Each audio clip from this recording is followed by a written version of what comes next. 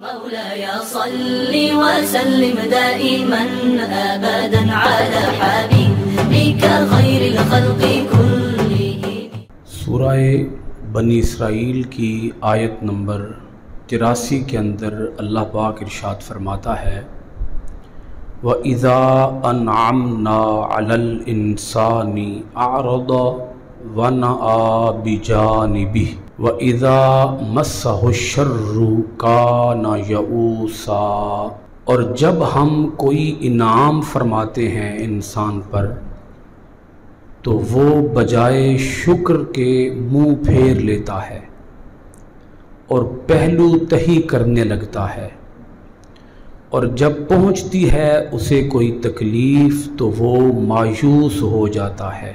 قرآن مجید کی اس آیت مبارکہ کے اندر اللہ کریم نے بالخصوص کفار کے 3 بڑے بڑے عیوب بیان فرمائے ہیں، کافروں کی 3 برائیاں، 3 حالتیں، اور اللہ پاک ان تینوں حالتوں کا ذکر اس لیے کرتا ہے تاکہ مومن ان حالتوں سے بچ جائیں۔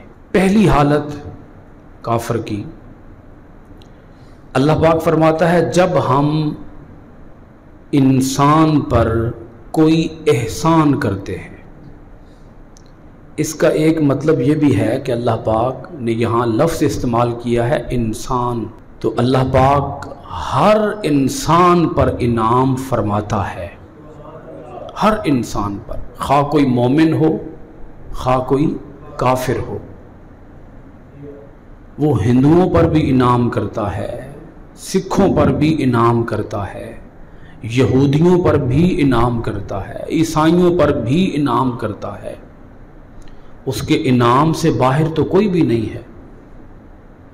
تو جب اللہ پاک ہر انسان پر انعام فرماتا ہے تو ہمیں بھی چاہیے کہ ہم ہر انسان کے ساتھ اچھا سلوک اختیار کریں، بلا تمیز مذہب کے فرق کے بغیر۔ کسی کا بھلا کوئی بھی مذہب ہو، مذہب بعد میں آتا ہے، وہ کم سے کم انسان تو ہے نا، تو بحیثیت انسان ہمیں انسان کو ٹریٹ کرنا چاہیے، انسان کے ساتھ ہمارا بیہیویئر، ہمارا ایٹیٹیوڈ نرم ہونا چاہیے، سخت نہیں ہونا چاہیے۔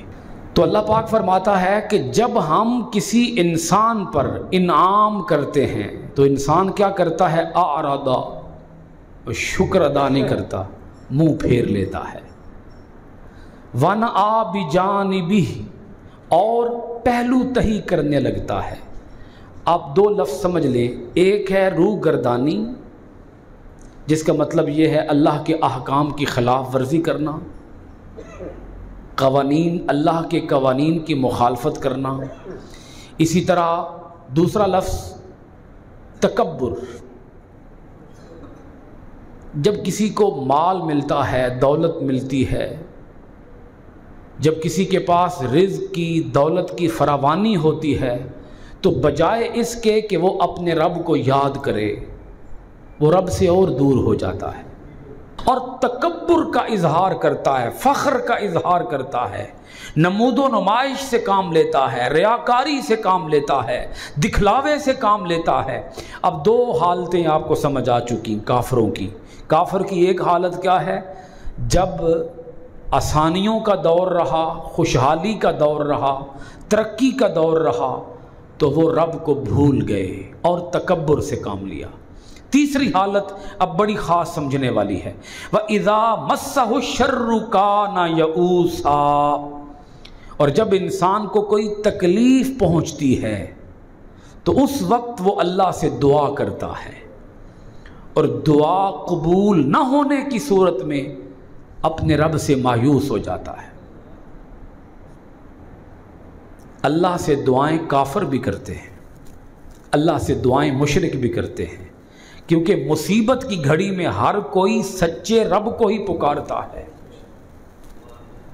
اندر سے ہر انسان کو پتا ہے اللہ ایک ہی ہے، پروردگار ایک ہی ہے، ہر انسان کو خبر ہے اس بات کی۔ تو میں عرض کر رہا ہوں کہ مصیبت کی گھڑی میں جب کوئی انسان اللہ کو پکارتا ہے، جب دور آسانیوں کا تھا اس وقت تو اللہ یاد نہیں آیا، اس نے کبھی اللہ سے لو نہیں لگائی، کبھی نماز نہیں پڑھی، کبھی سجدہ نہیں کیا، کبھی مصلی نہیں بچھایا۔ جب تکلیف آ گئی، مصیبت آ گئی، پریشانی آ گئی، آفت آ گئی، رنج آ گیا، انتہائی کوئی وبا کی صورتحال آ گئی، سب کو خدا یاد آ گیا، اللہ کے حضور فریادیں شروع ہو گئیں، چھتوں کے اوپر اذانیں شروع ہو گئیں، لوگوں نے فریاد کی، مل کے اجتماعی دعائیں کی، اے مولا ہم سے یہ تکلیف دور کر دے۔ اور جب دعائیں قبول نہ ہوئیں تو کیا کیا انہوں نے؟ مایوس ہو گئے، اور مایوسی کفر ہوتی ہے، یہ بات سمجھ لیں۔ وہ رب فرماتا ہے لا تقنطوا من رحمت اللہ، اے لوگو اللہ کی رحمت سے کبھی مایوس نہ ہونا، اللہ سے فریاد کرتے رہو، اللہ سے آس لگائے رہو، اللہ سے اپنی امید قائم رکھو۔ مالی دا کم پانی دینا تے بھر بھر مشکاں پاوے، مالک دا کم پھل پھل لانا، لاوے یا نہ لاوے۔ یہ تو اس رب کی مرضی ہے کہ وہ کھیتی کو ہرا بھرا کرے یا نہ کرے، مانگنا تو اس ایک سے ہی ہے نا جی۔